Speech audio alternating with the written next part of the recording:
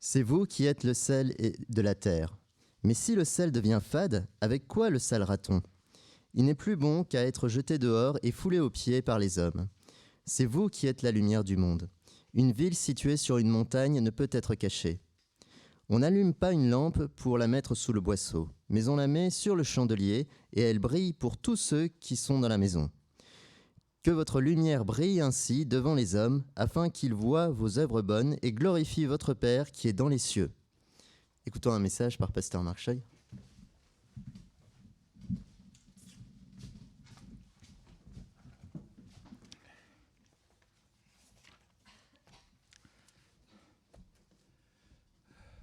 Bonjour. Vous êtes un peu reposé. Vous pouvez manger. Donc c'est le deuxième leçon. Deuxième leçon de l'éthique chrétienne. Je crois que le mot éthique remonte jusqu'à Aristote. C'est Aristote qui a utilisé ce mot dans son ouvrage Éthique à Nicomaque. Vous savez qui est Nicomaque? Nicomaque, c'est justement le fils d'Aristote qui a l'âge de seulement 17 ans. Ouais, parmi nous, il y en a jeunes qui ont 17 ans. Et donc, Aristote donne quelques enseignements à son fils Nicomaque. Comment il doit vivre dans le monde. Donc, c'est un grand ouvrage, mais si on résume, tout simplement, vous faites attention au plaisir, à la recherche de plaisir. Et donc, c'est-à-dire que à ne pas être un homme naturel. Donc c'est ça, vous savez, la nature conduit l'homme à un instinct naturel qui est parfois semblable à celle des animaux. Donc, il faut bien se défendre de cette recherche effrénée et du plaisir quand on est l'homme, quand on est jeune. Donc, l'éthique peut être définie comme freinée en quelque sorte, freinée à cette recherche de la nature, quelque chose de naturel. Si on cherche de façon effrénée à cette nature, on risque de devenir comme des animaux. Donc, Aristote donne cet enseignement à son fils Nicomaque, ne pas se laisser aller dans cette direction. C'est un peu de chapitre 3 de Corinthiens de Paul, quand Paul adresse aux Corinthiens, fidèles Corinthiens qui étaient un peu n'importe comment, c'est-à-dire qu'il était plein de jalousie, plein de discorde, plein de procès, et plein de désirs charnels, etc. Et puis, je ne vous ai pas adressé comme être spirituel, mais je vous ai adressé comme être charnel. C'est un peu la même chose. Même dans l'Église, ça arrive. Et donc, que Aristote voulait conduire son fils dans la bonne voie, sachant de freiner quelques désirs instinctifs de la nature. Et ce frein donne évidemment quelques gènes à notre être. Donc, que l'éthique a donc pour but de freiner cette cet instinct naturel. Pour cela, ce que Aristote souligne, c'est qu'il faudrait entraîner. Hein? Il faut qu'on s'entraîne. Il faut être discipliné, en quelque sorte. Ce n'est pas très agréable, c'est vrai, n'est-ce pas? Mais il est nécessaire depuis l'âge de Jeune, l'âge de Pascal, l'âge de Romain. Hein? Il faut s'entraîner, hein, discipliner, hein, comme ça, et pour qu'on s'habitue en quelque sorte. Hein? Parce que si une habitude se fige, hein, au bout d'un certain temps de la jeunesse, il est très difficile à revenir. Donc, depuis les jeunes âges, il faut qu'on s'entraîne, hein, comme ça. Hein? Vous expérimentez la nature, n'est-ce pas? Hein? Et quand je vous viens ça, je vous viens être plus strict, plus discipliné, etc.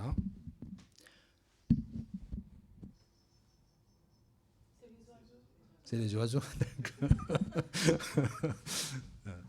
d'accord. Mais la nature conduit différentes voies. Hein? Je veux bien travailler comme ça, de voix, mais à mon insu, mes regards et mes yeux, mes doigts dirigent vers le portable. C'est une chose, hein? Ça arrive.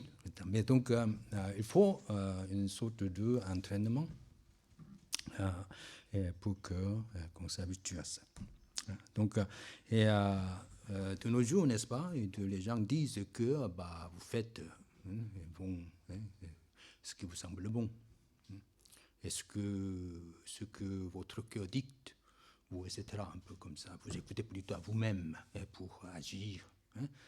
C'est la philosophie moderne, hein, de contemporain. Mais et que nous devons savoir que le risque de cette tendance, c'est que nous risquons de devenir, et nous sommes de dégénérance au niveau des animaux. Hein. Donc il faudrait que nous sachions nous entraîner, hein, comme ça, avec un noble but. Hein. Donc,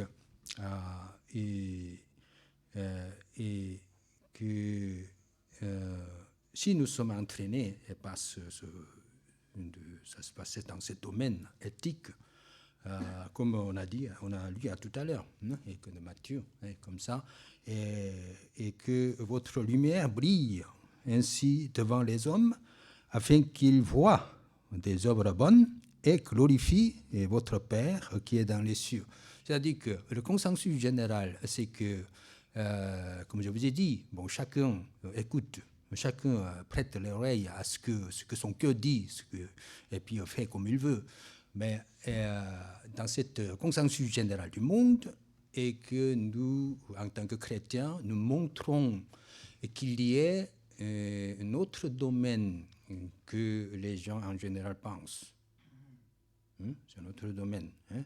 C'est-à-dire qui est différent de l'instinct naturel. Hein? Il y a une sphère différente, hein, de ce qu'on pense. Donc, quand on parle de l'éthique, l'éthique présuppose en quelque chose de la transcendance. Hein, transcendance. Et c'est-à-dire que les gens se contentent ou de se satisfont de ce qu'on voit seulement, mais l'éthique présuppose, c'est la transcendance, qu'il y a un autre monde, une autre sphère invisible, et que l'on ne connaît pas, mais vers lequel on doit tendre. C'est ça. Et que c'est la définition, entre guillemets, de l'éthique. Donc, l'éthique donc présuppose cette transcendance, présuppose quelque religiosité, c'est-à-dire que, ultimement parlant, c'est Dieu, hein, c'est Dieu. Il présuppose de Dieu, hein, le bien absolu, hein, et que de l'éthique présuppose. Par exemple, vous voyez, le philosophe moderne Kant disait ce bien ultime. Et ça a aussi une sorte de transcendance, mais ce bien ultime, c'est la raison. La raison. Mais pour les chrétiens, c'est autre chose. Pour les chrétiens, c'est Dieu. Dieu qui est la transcendance. Donc, l'éthique présuppose la religiosité. Donc, cette éthique chrétienne est différente des autres éthiques mondaines.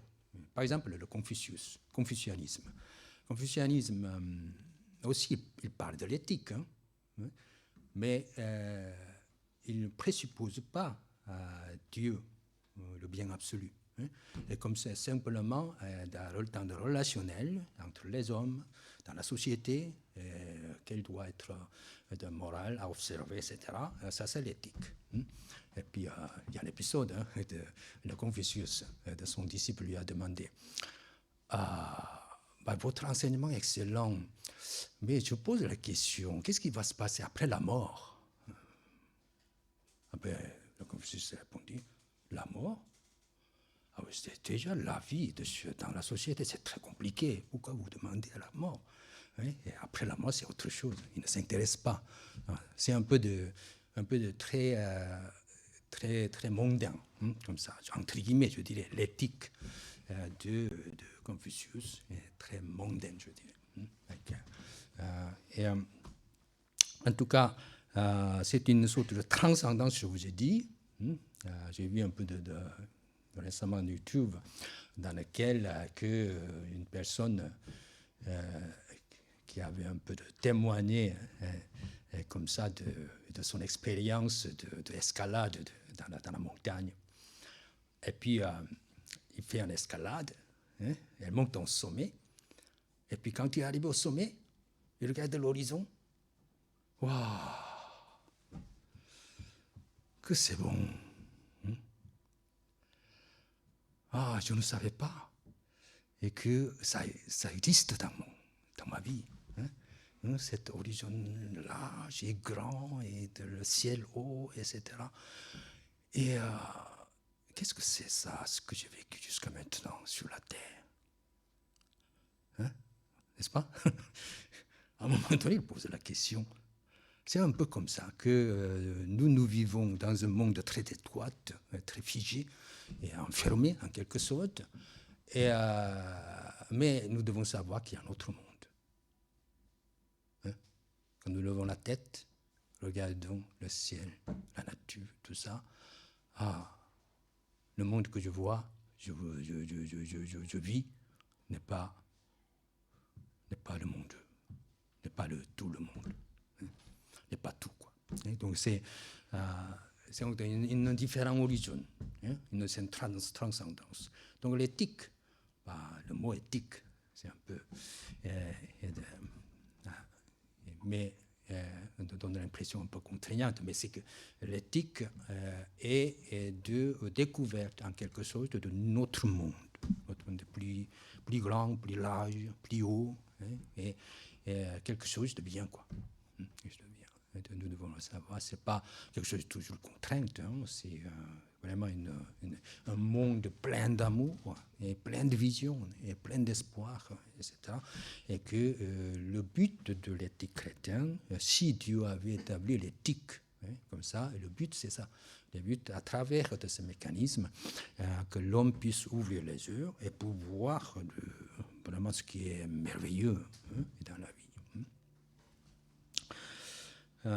Donc, l'éthique, on dirait que c'est une science. Toutes choses sont sciences en ce moment-là. La science philosophique, science mathématique, science sociale, un peu tout. Mais en tout cas, science, c'est études. Et éthique, c'est science pratique. Versus science théorique. Par exemple, la théologie ou logique, ce genre de choses, c'est une science théorique. Par contre, éthique, c'est science pratique. dans ça se rapporte toujours à la pratique de l'homme. Donc, tous les domaines qu'en ce moment de nos contemporains étudient, à préférence, c'est tous les sciences pratiques. Par exemple, sciences politiques, sciences économiques et sciences juridiques. Juridique, c'est un peu bizarre, mais en tout cas, c'est la loi, etc. Et le sciences de droit. Et tout ça, c'est science pratique. Et donc,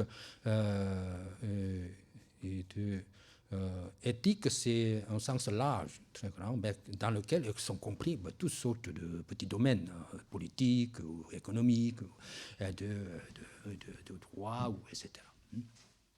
Autrefois, quand on parle de la loi, par exemple, la loi comprenait que différents domaines. La loi la loi de morale, la loi morale, et puis la loi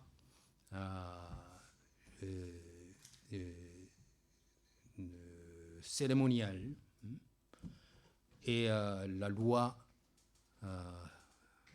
citoyenne. Et tout est compris, tout est mélangé à l'époque, à l'Antiquité. Mais au fur et à mesure que la modernité arrive, et puis on commence à se diviser. Un peu la laïcité, c'est la même chose. C'est qu'on commence à se séparer les uns les autres. Comme ça, Donc, par exemple, autrefois, la science morale, si on commet un adultère, alors on lapide. Parce que c'est la loi, fixe, figée dans la société, essentielle. Et donc, que ceux qui commettent l'adultère est lapidé, comme ça, avec le consensus général de la société. Mais maintenant, c'est la loi. Si on jette la pierre, donc il est détaché, c'est divisé. C'est un cérémonial. Il faut aller de chaque dimanche au culte. Si on oblige quelqu'un, on va dire rendre culte le dimanche, c'est une violation de la droit de l'homme, c'est de nos jours. Mais en tout cas, c'est tout à fait différent. Il commence à se diviser, se séparer, etc. Il reste seulement la loi citoyenneté et, de nos jours. Donc, dans l'Antiquité, tout est mélangé, comme ça. Maintenant, il ne reste que, en ce qui concerne, en termes d'obligations, en termes de contraintes, il ne reste que la citoyenneté, la loi de citoyenneté.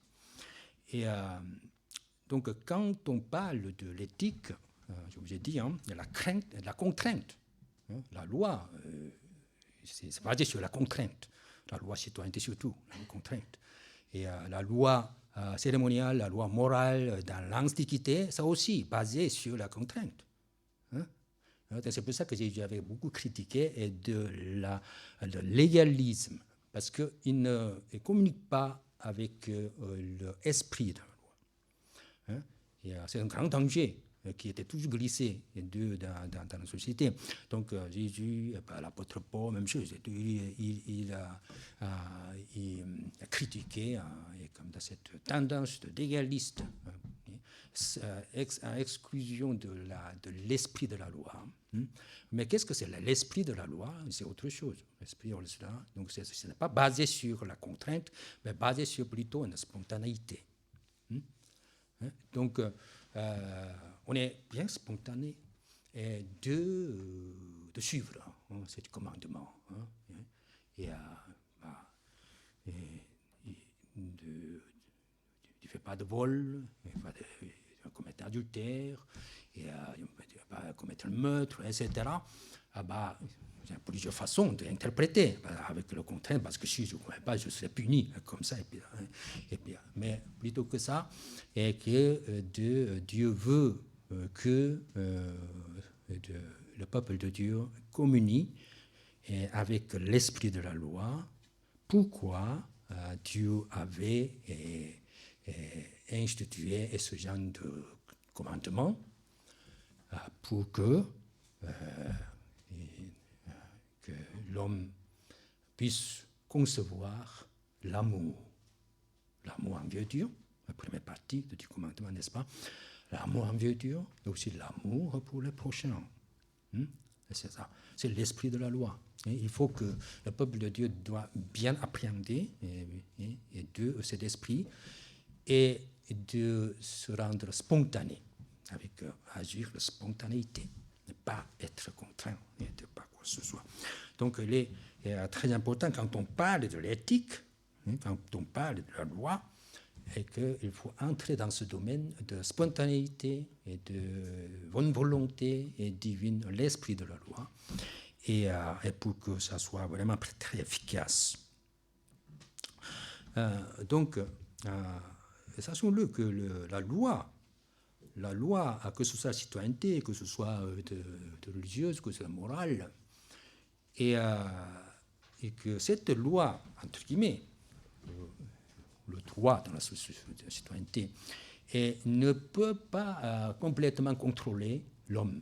Parce que l'homme a la tendance de faire toutes choses selon la loi. De nos jours, comme ça, vous voyez un peu de tous les phénomènes qui arrivent.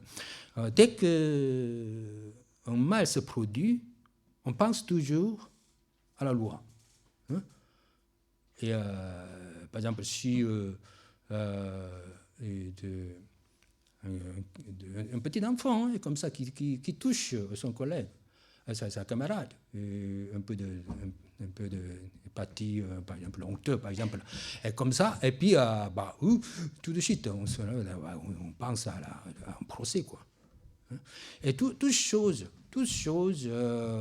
sont appuyées de nos jours sur ce mécanisme juridique, et que ce qui est très, très dangereux, comme ça, et ce qui est néfaste.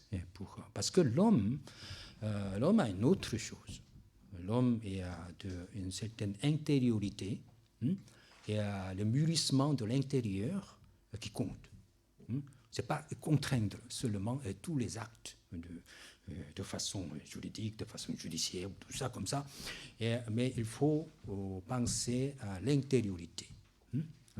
L'homme est pensable lorsque que cet mûrissement arrive. Donc, c'est ça la nécessité de la religion, la nécessité de l'éthique. Notre cœur doit être transformé en quelque sorte, au lieu d'être toujours de partout, de contraintes par le système, le réseau, le tissu de juridique, et que nous devons bien développer de cette intériorité. Et notre cœur, c'est la sphère, le domaine de la religion. Donc, du point de vue d'une sens ultime, toute l'éthique recherche la valeur suprême. Donc, toute l'éthique a cette recherche ultime pour la valeur suprême qui vient de Dieu. Donc c'est pour ça que Jésus, dans son enseignement, comme de Sermon sur la montagne, ne cesse d'enseigner. Voilà. Combien notre action, notre acte, notre comportement sont importants en tant que représentatifs de la vérité en vivant dans ce monde. Donc les autres regardent ce que vous faites, et puis vos œuvres que vous faites, et puis ces gens qui n'ont pas trop de notion de notre monde, et puis ils regardent, ils voient, et puis ils glorifient Dieu. C'est ça. L'éthique, c'est aussi pour l'indication de mes propres actes devant Dieu, donc c'est quelque chose de personnel, mais aussi relationnel. C'est-à-dire que ça peut influer sur les autres et de cette manière.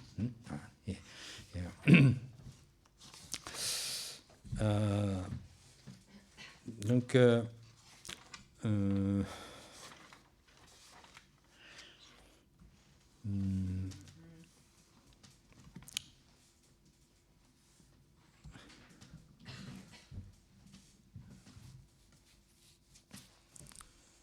donc, en ce qui concerne la méthodologie,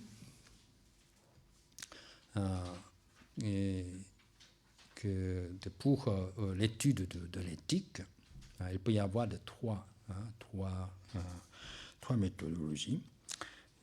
C'est-à-dire qu'on étudie du point de vue normatif, du point de vue normatif. Donc, c'est une indication de nos comportements qui s'appelle norme. Norme. Et donc, on étudie, 10 commandements, c'est ça, comme ça, c'est norme. Norme. Et si nous suivons bien de ces normes, et nous devenons normaux. C'est ça le nom. Le vocabulaire normal, c'est que ceux qui suivent ces normes, et on devient normal. Donc, on définit l'éthique avec ces normes. Comme ça, tu dois honorer tes parents. C'est une norme. Tu dois aimer au prochain. C'est une norme. Il ne faut pas tuer un prochain, etc. Et donc, il y a 10 commandements, c'est une grande norme. Au-dessus de cette norme, il y a une petite norme, tout petite norme. Et comme ça, on dit que c'est à peu près plus de 600 poussières. Et donc, pour être juif, pour être juif, vous devez tout mémoriser de 630 ou quelque chose comme ça, de petites normes. Vous devez mémoriser. Si vous ne mémorisez pas, vous êtes disqualifié. Vous n'êtes pas juif. Cosa Solom, je peux citer la dernière fois dans le roman, de Fabrique de Salauds. Et il voulait, parce que sa femme était juive, et donc il voulait aller en Palestine, à l'époque de l'établissement de la nation d'Israël. Et il voulait aller là-bas, et puis, pour être juif, il faut mémoriser ça. Sans quoi il ne peut pas être. En tout cas, ça, c'est un peu absurde. Et donc, il faut, c'est une grande norme, et puis il y a tout petites de normes, comme ça. Et donc, on interprète l'éthique seulement du point de vue de ces normes. Il faut observer ceci, cela. Mais, éthique, ce qu'on appelle du point de vue circonstanciel. Parce que ce norme est différent dans une situation par rapport à une autre situation. Par exemple, tu ne tues pas. Il y avait un film qui s'appelle Tu me tues, comme ça, n'est-ce pas? Et, comme ça, dans la guerre, qu'est-ce qu'on va faire? Il faut le tuer, parce que si on ne le tue pas, il va le tuer. Ça, c'est une autre situation. Donc, il faudrait analyser cette circonstance dans laquelle on se situe. Et puis, donc, le sens de norme peut transformer, peut changer. Donc, c'est une éthique du point de vue et de circonstanciel. Et aussi, il y a par exemple, un autre exemple, c'est que le jour de sabbat. Le jour de sabbat,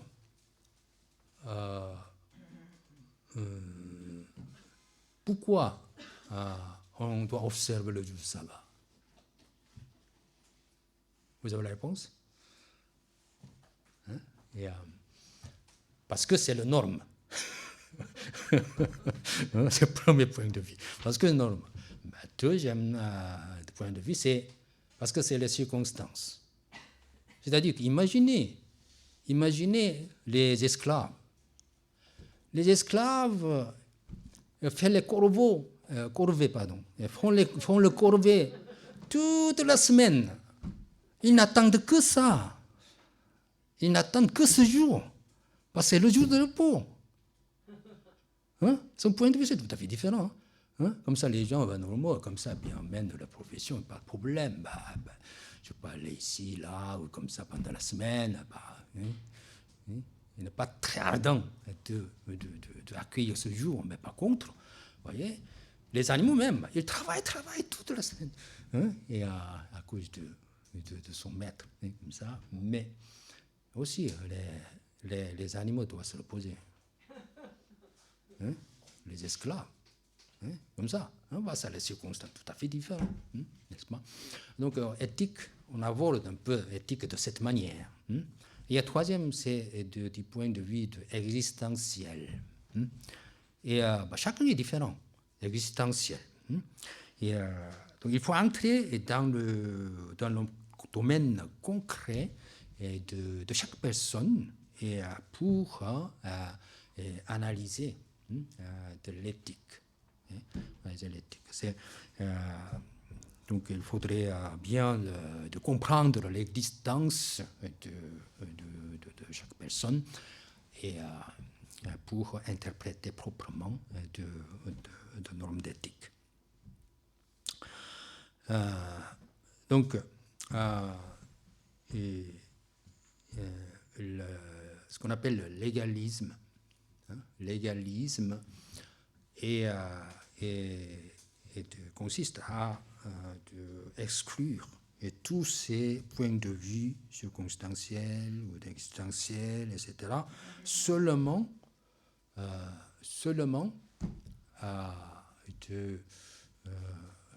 admet seulement le premier point de vue, c'est-à-dire que normatif. Donc c'est ça l'égalisme. Que Jésus combattait tout au long de son ministère contre ce légalisme.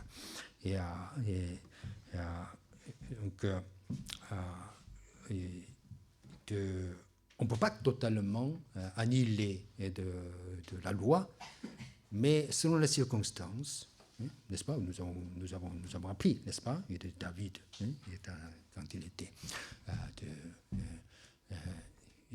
Ahimelech, hein, comme ça il a demandé de donner le pain, ça c'est une exception, hein, n'est-ce pas, et un peu de cette manière. Donc on ne peut pas totalement annihiler la loi, mais il peut y avoir une exception. Il peut y avoir une exception selon la circonstance. Donc c'est la loi ne peut pas totalement enlever, mais la loi doit tendre vers la perfection en tenant compte de tous ces aspects et d'autres aspects. Comme ça. Donc c'est de baser sur l'amour de Dieu. Donc ça peut être aussi un peu de l'introduction encore de notre séminaire de l'éthique chrétienne, mais peut-être la prochaine fois, on entre dans le corps vraiment dans le corps de l'éthique chrétienne. Mais avant d'y entrer, je pense qu'il est judicieux de réfléchir un peu de quelques termes importants dans l'éthique chrétienne. Par exemple, que nous avons appris à commencer la doctrine de Dieu, mais c'est-à-dire connaître Dieu, et que la connaissance de Dieu, et c'est un terme très important, c'est-à-dire que c'est pas simplement connaître par la tête, hein, n'est-ce pas, par la connaissance et par l'intellectualité. Mais connaître Dieu, c'est quelque chose de très personnel. Hein, très personnel et aussi, comment on dit, basé sur une sorte d'alliance. Alliance. Give and take. Alliance. Comme ça, autrefois, dans l'Antiquité ou même dans le Moyen-Âge, qu'il y a des classes qui ne sont pas considérées comme personnes. Ici, la personne. dit personne.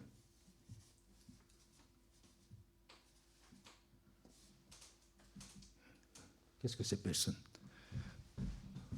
Chaque personne. Hein? Et en français, on utilise, en anglais, c'est la même chose. Mais la personne, il y en a qui ne sont pas personnes. Qui ne sont pas personnes, oui. Par exemple, les esclaves, ils ne sont pas considérés comme personnes. Hein? C'est simplement les nobles. La personne, ça veut dire ceux qui ont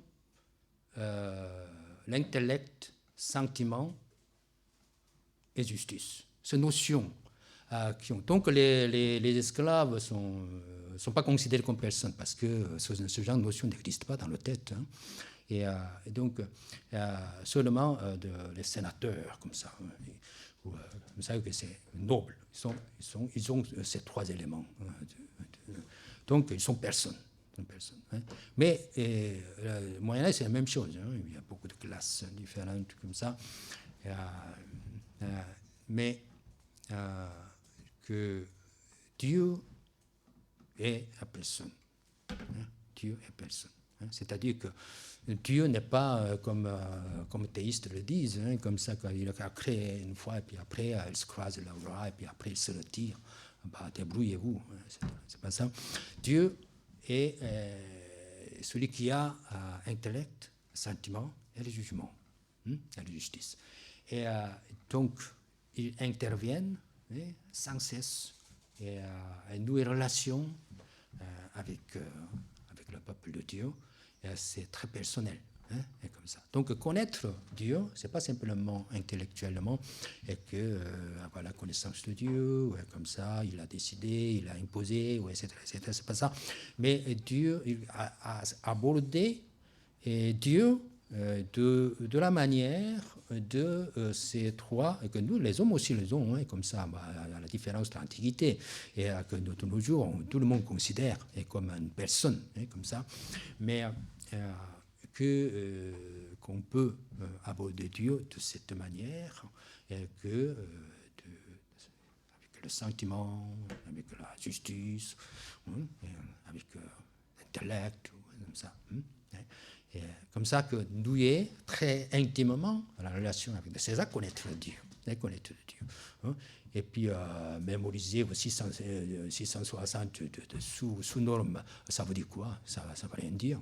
Hein, sans connaître vraiment de l'esprit qui est dedans. Hein. Et, donc, ça, hein. Et Dieu avait un plein sentiment d'amour envers son peuple. Il a donné et de ses lois. Et puis seulement le disciple, comme ça, c'est le peuple de Dieu, sur table, il mémorise comme ça. Il n'y a rien à voir, hein, entre de relation entre les deux. Donc c'est pour ça que l'approche normative n'est pas totalement vraie. Et bon.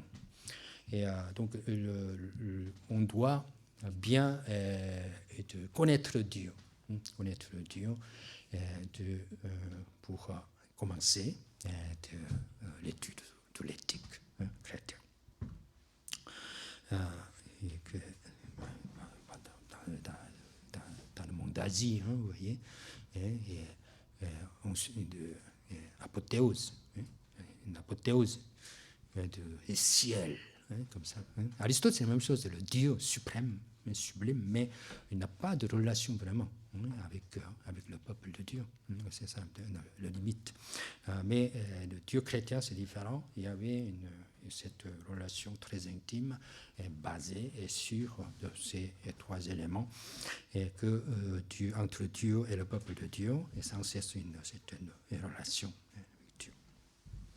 Donc nous sommes appelés à inviter à connaître Dieu de cette manière personnelle et en nouant sans cesse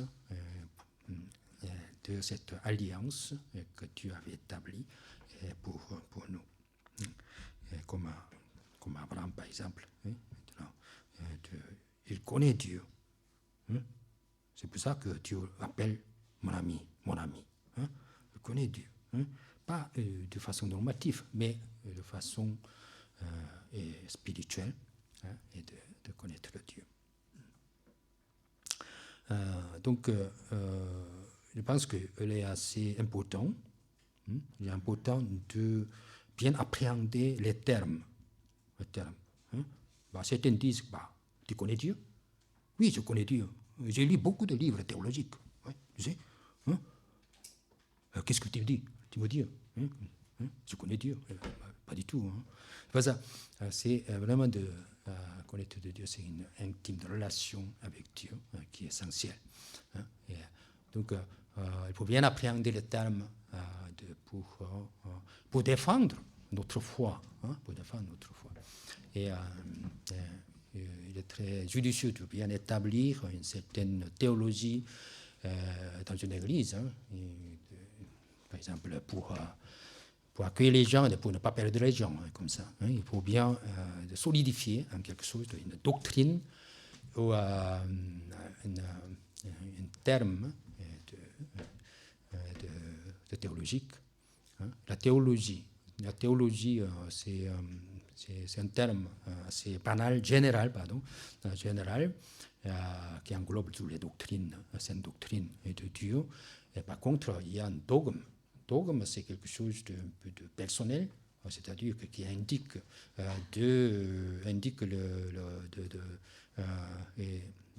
comme j'ai dit tout à l'heure, l'indication des comportements comme ça pour chaque personne.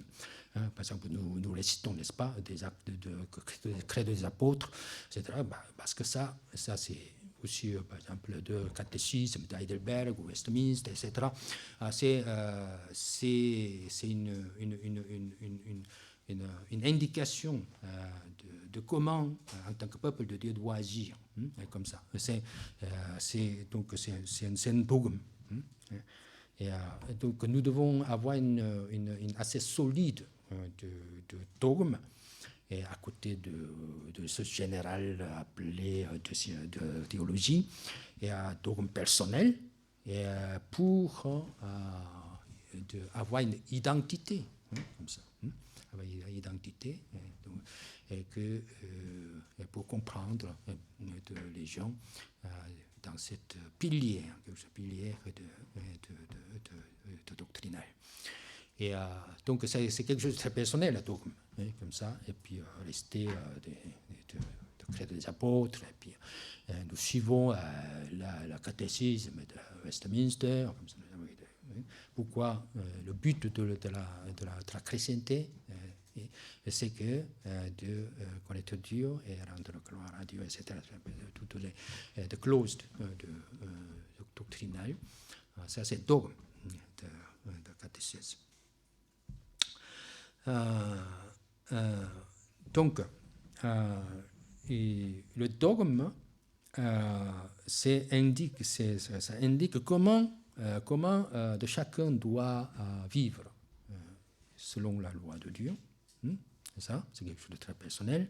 Mais de la théologie qui est le plus global, mais dans cette théologie, même au travers de toute la Bible, au travers de tous les livres théologiques, il existe une partie éthique. Donc, éthique est quelque chose qui est pénétrant, on dirait, et que même si éthique, comme je vous ai dit, c'est une science pratique, mais cette science pratique pénètre, et que tout au long de ce science théorique de théologie, parce que sans quoi on n'a pas de sens. Pas de sens. Donc, vous trouverez que à chaque livre de théologie, une partie, moindre soit-il, une partie de pratique. Parce que l'homme est un être pratique. Sinon, ça n'a pas de sens. Donc, c'est dans ce sens que l'éthique est un élément très important dans la théologie. Et il y a la métaphysique, n'est-ce pas? Il y a aussi ce qu'on appelle métaéthique. Métaphysique, c'est quoi? Méta, c'est au-delà ou derrière. Et physique, c'est ce qu'on peut sentir avec les cinq sens. les 5 sens que nous avons, hein, n'est-ce pas? Nous sentons, nous écoutons, etc. Bon, et en Occident, c'est plutôt, on peut résumer en 3 sens, hein, comme ça, et de vision, hein, et vue, et puis écoute. Vue, écoute, c'est quoi d'autre? Vas-y. Hein? Le goût? Non. Et toucher. Hein? Donc c'est pour ça que vie et c'est art plastique, voyez, vie, art plastique. Hein? Et puis écoute, musique. Et puis toucher c'est quoi? Sculpture. Et donc ça, de tous ces arts-là, c'est que c'est de physique. Hein, physique. Mais au-delà de physique, métaphysique, c'est quelque chose qui touche l'âme et de l'esprit, etc. C'est ça de métaphysique. Mais métaéthique, c'est la même chose. Il y a éthique, mais au-delà de l'éthique, hein, ou derrière l'éthique, quelque chose qui cache derrière l'éthique. Ça, c'est très important, c'est la valeur, hein, et le droit aux valeurs, etc. Et que c'est la recherche de fondamentale quand on étudie l'éthique. Hein, ce n'est pas l'éthique même, mais derrière l'éthique de métaéthique, c'est un domaine, hein, et comme ça que cherche vraiment qu'il y ait quelque chose caché derrière, de la valeur, et qui est compris. Aussi, après, quand on parle éthique, on parle souvent de moralité, hein, n'est-ce pas? Moralité. Il y a morale, quand on parle de morale, il y a immoral.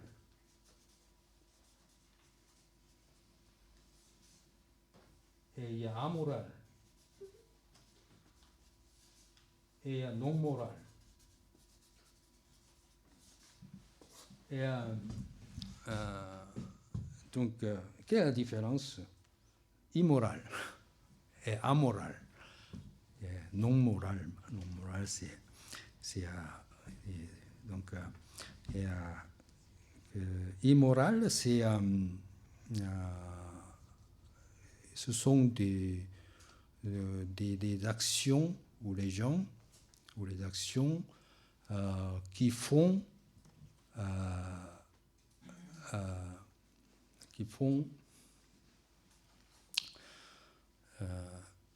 comment on dirait, on commet un acte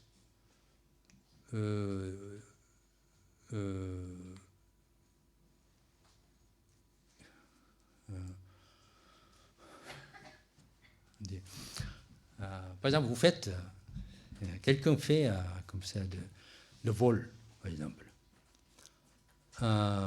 Commet le vol, mais il fait en secret. Hein? N'est-ce pas? Il commet le meurtre. Et il le fait en secret. Pourquoi? Parce qu'il sait que dans la conscience, c'est mauvais. Hein? C'est ça, immoral. Hein? C'est-à-dire que les agents connaissent que ce qu'ils font est mal, est mauvais. Hein?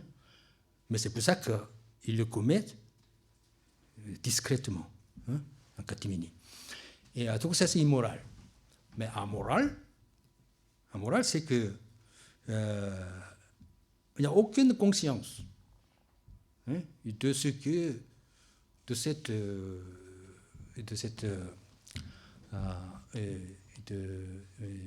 méchanceté, et il commet sans cesse, quoi.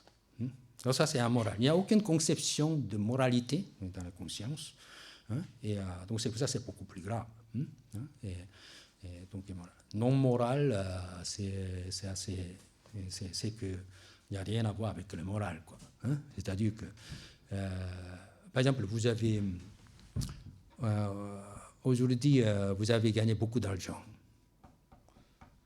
hein, par chance, peut-être. Hein, hein, peut-être. Et donc, vous avez décidé le soir, bah, je vais manger, je vais aller en très restaurant de haute gastronomie, et puis je vais manger comme ça. Ça a rapport à la morale ou pas?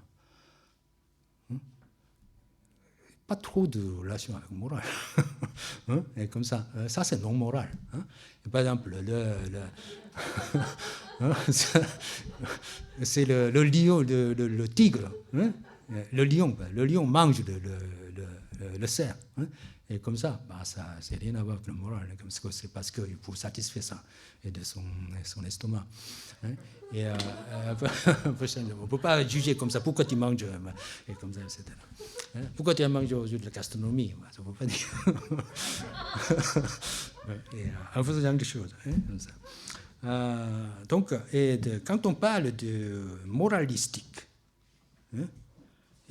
Moralistique, c'est un peu comme légalistique. Hein? Moralistique, toute chose est interprétée de façon morale. Hein? De façon morale. Hein? C'est moralistique. Hein? Les gens ont tendance d'être très moralistiques, jugeant ceci, cela, etc. Hein? Mais en tout cas, il pourrait y avoir trois de distinctions. Donc, moralité, et en ce qui concerne la moralité, il y a une interprétation de façon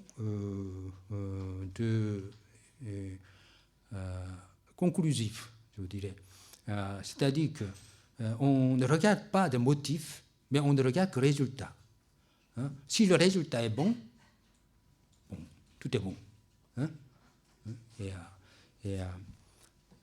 tout le résultat justifie le moyen, n'est-ce pas? Et autrefois, quand les missionnaires sont partis comme ça, puis en Asie, pour évangéliser comme ça, c'est pas grave. N'importe quel moyen, on peut l'utiliser seulement pour plaire à notre chef de l'Église, etc. Comme ça, c'est un problème. C'est très bien adapté de nos jours par l'utilitarisme. C'est-à-dire que ce qu'on appelle, n'est-ce pas, nous connaissons cette maxime, le plus grand bonheur dit plus grand nombre. Hein? Si on satisfait, c'est bon. C'est la vertu. Et c'est la morale. La plus haute morale. Et comme ça, c'est l'utilitarisme. Mais il y a un point de vue de sémantique, c'est-à-dire qu'on considère le sens d'abord, au lieu de résultat. Donc, que plutôt que le résultat, le motif doit être sain, le motif doit être bon. Ça, hein? Et cette philosophie a débuté de Kant, et comme ça. Et donc c'est la moralité, et la critique de la morale, n'est-ce pas? Et donc ça, c'est de façon sémantique et qu'on interprète le moral. Et puis le bien. On parle souvent de bien quand on parle de l'éthique chrétienne, le bien, et aussi le bon. Est-ce que l'homme cherche le bon ou est-ce que l'homme cherche le bien? C'est pour ça que je pose la question. Hein, comme ça. Quand on parle de bien, le bien, bien sûr que on utilise ce mot très, très, très varié. C'est que le bien, le bien la valeur suprême, le bien, mais aussi le bien, si on utilise pluriel, ça veut dire quoi? Bien, S à la fin. C'est le matériel. Donc, pour l'Occident, le matériel est bien. C'est paradoxal. Hein? Mais en tout cas, c'est très délicat vraiment d'étudier le cas éthique dans ces situations, dans ces circonstances. Mais en tout cas, on va voir comme ça un peu plus profondément un peu de ce genre d'analyse. Mais en tout cas, que dans l'Occident, on mélange comme ça de ces deux aspects qui semblent tout à fait opposés et différents. Donc le bon, Platon disait que l'idée, c'est le suprême, l'idéal le suprême, le bien suprême, le bon suprême, c'est idée. Un autre terme, c'est que obligation et devoir. Obligation et devoir. Mais chaque terme, c'est un peu différent sens, mais on peut considérer la même chose. Donc, responsabilité, c'est un peu d'obligation, et puis devoir, devoir, est-ce qu'on doit faire absolument, etc. Si on néglige, et que s'ensuit la punition, etc. Donc, de responsabilité. Que pour de l'étude de l'éthique de responsabilité est très, très important, responsabilité de chacun.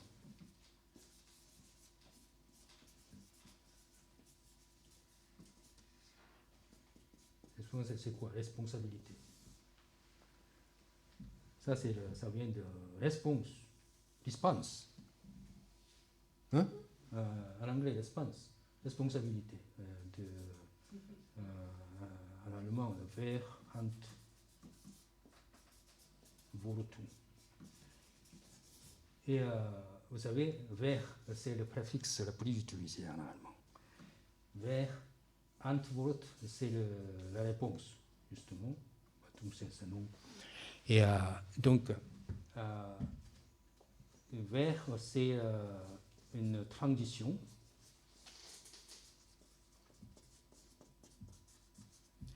de l'objet à l'état. Vers, on utilise aussi pour indiquer la fausseté, par exemple le cas.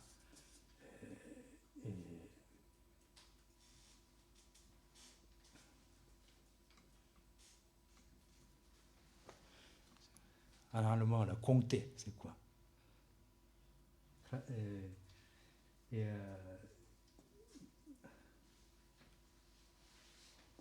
Compter. Attendez.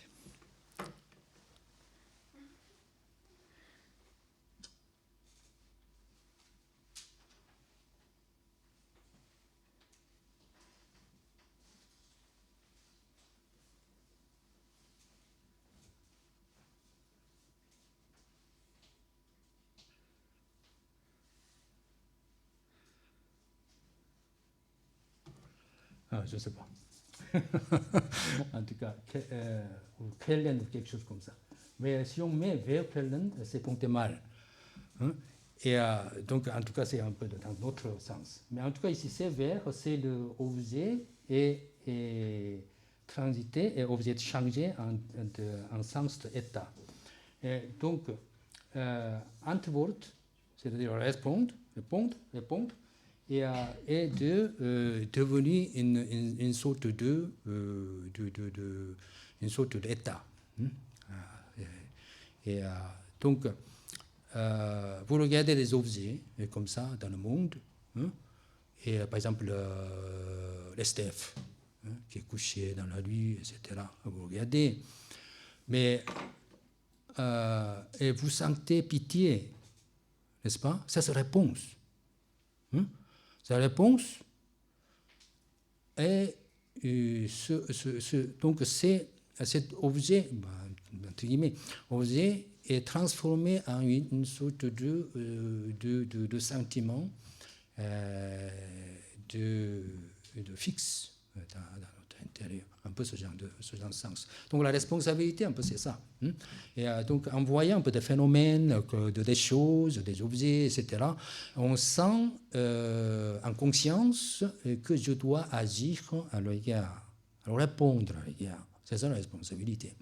Et donc, négliger ou ne pas négliger, pas beaucoup de différence parfois, mais éthique entre en profondeur de ce mouvement de cœur, mouvement de l'âme, comme ça. Et donc c'est ça de responsabilité et le devoir. C'est un peu différent, le terme, mais on peut mélanger, comme ça on peut utiliser un peu dans pêle-mêle sans trop de distinction de ces deux termes.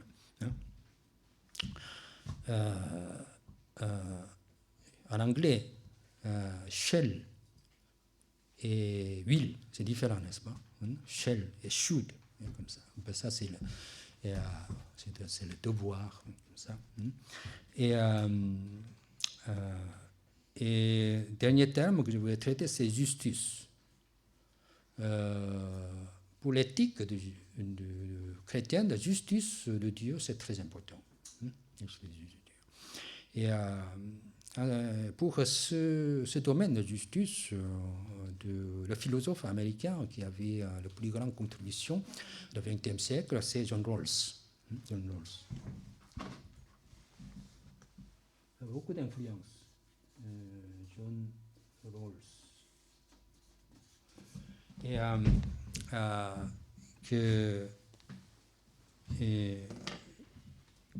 à partir de lui, vraiment le débat concernant la justice s'est explosé en quelque sorte, et puis il a fait beaucoup d'influence dans le monde occidental, même au Orient, et comme ça, avec cette notion de justice. Alors, qu'est-ce que c'est justice?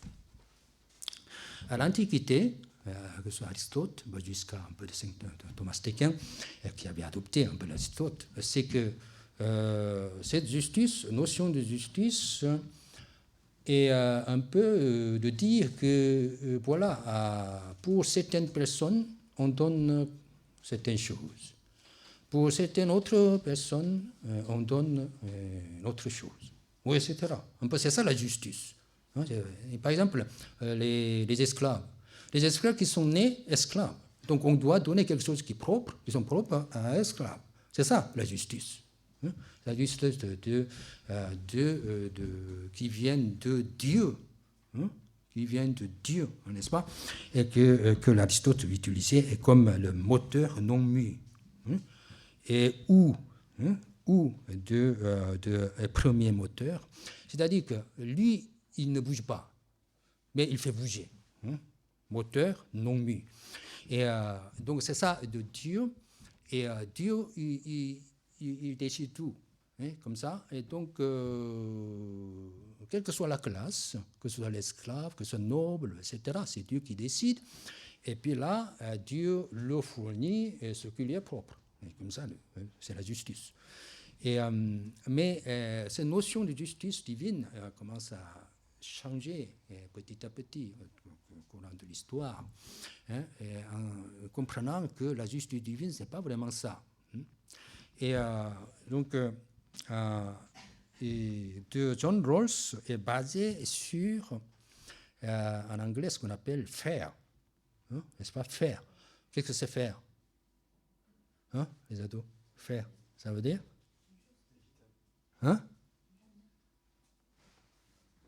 Fair play, par exemple. Fair play. Faire. C'est-à-dire que si on traduit en français, peut-être équitable, peut-être. Équitable. Et donc, tout doit être basé sur ce faire. C'est un peu comme sport. Parce que quand on court 5 mètres, et vraiment, le point de départ, être exactement à 100 mètres, et quand on fait quelques kilomètres, comme ça, 1 kilomètre ou 2 kilomètres, etc., de piste, vraiment, de la distance est bien mesurée pour que ce soit exactement la même situation. Et puis, la tenue doit être exactement la même chose, et etc., quoi. Tout soit parfaitement égal. Comme ça, c'est la notion de justice. Et de fair play, basé sur la notion de sportif. Et donc, quand la société est égale, équitable, et les riches et les pauvres, il n'y a pas de problème. Mais si la société est inégale, inéquitable, c'est ça le problème. Ça pose beaucoup de problèmes. N'est-ce pas? Les libéralistes extrême, un peu radical. Ils disent que bon, laissez faire tout ça, et puis dans le mécanisme de marché libre, et comme ça, et puis bon, chacun et comme ça, et attrape, et acquiert de meilleures choses, comme ça. Mais le problème, c'est que la condition est différente. C'est-à-dire que celui qui est né dans une famille très pauvre, qui n'a pas de moyens, et ceux qui sont nés dans une famille très aisée, c'est la condition tout à fait différente. Et comment on peut laisser tout dans cette situation de jungle, comme ça, de l'effort mange le petit? C'est pas possible. Donc il faudrait que l'effort de l'homme doit être de rendre équitable ces sociétés. C'est pour ça qu'il y a différentes sortes de subventions qui seront données comme ça dans l'éducation, etc., etc. Donc ça, c'est la notion de justice, elle commence à changer. Désolé. Et donc, voilà, donc c'est ça, comme ça, la justice, la notion de justice. Je pense que la notion de justice divine, doit être... doit un peu basé sur la notion de la jeunesse que nous allons apprendre bientôt débuter. C'est-à-dire que Platon disait que c'est idéal, c'est le sublime bien. Et puis son disciple, on dirait son disciple, même si c'est le grand écart de siècle, mais Platon, par exemple, et il disait qu'il y a au sommet ce qu'on appelle un. Il est un, tout simplement un. Et après, en dessous, il y a nous. Et après, il y a l'homme. Après, il y a les choses matérielles. Tout ce qui est matériel. C'est ça l'ordre. Comme ça, un grand tellement grand, tellement riche, tellement fort. Et puis, que sa puissance et de sa richesse, comme ça se découle vers le bas, et pour former ce qu'on appelle nous, ça veut dire de l'esprit, l'ange, tout ça, etc. Et puis après, il déborde encore comme ça jusqu'à l'homme, et puis l'homme est inspiré par l'esprit, etc. Et puis l'homme, de l'homme comme un peu magma qui découle de volcan. Et comme ça, il déborde comme ça, et puis pour arriver à comme ça tout le matériel. Et comme ça, le matériel, ce sont des résidus en quelque sorte. Mais le problème, c'est que de nos jours, la tendance, c'est tout renversement. Comme ça, la richesse, le matériel, c'est le Dieu, quoi, quelque chose. Et donc ça, c'est le grand injustice de Dieu. Comme ça.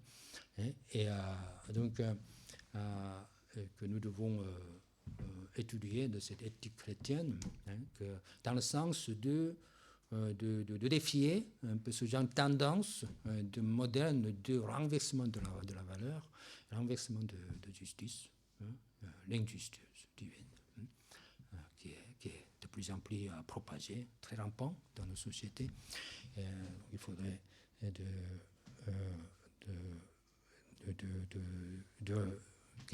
de mettre à l'esprit tous ces termes, parce que discerner le terme est très important, parce que comme je vous ai dit une fois, comme exemple, quand on parle de l'amour, différentes façons d'interprétation, chacun interprète différemment. Qu'est-ce que c'est l'amour? L'amour, est-ce que l'amour simplement entre différents sexes, ou l'amour est comme ça vraiment le sublime pour Dieu, etc. Mais différentes façons. Donc il faut bien de définir chaque terme pour que notre étude de la chute soit correcte et aussi très riche.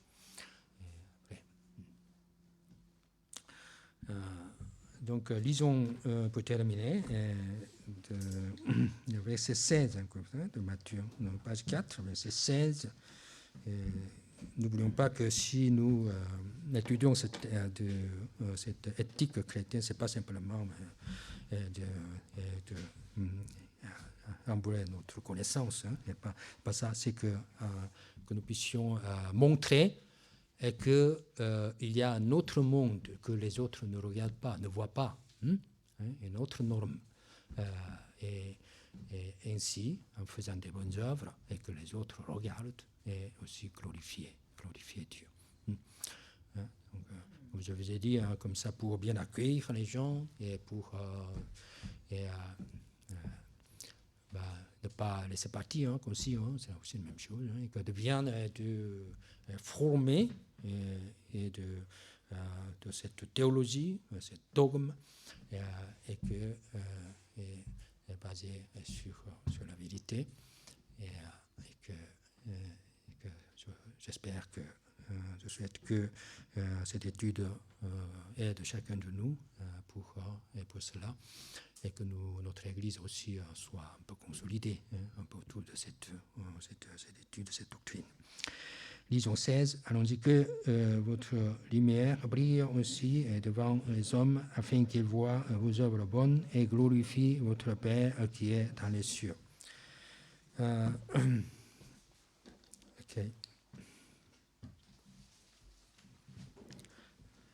Une question? Une question?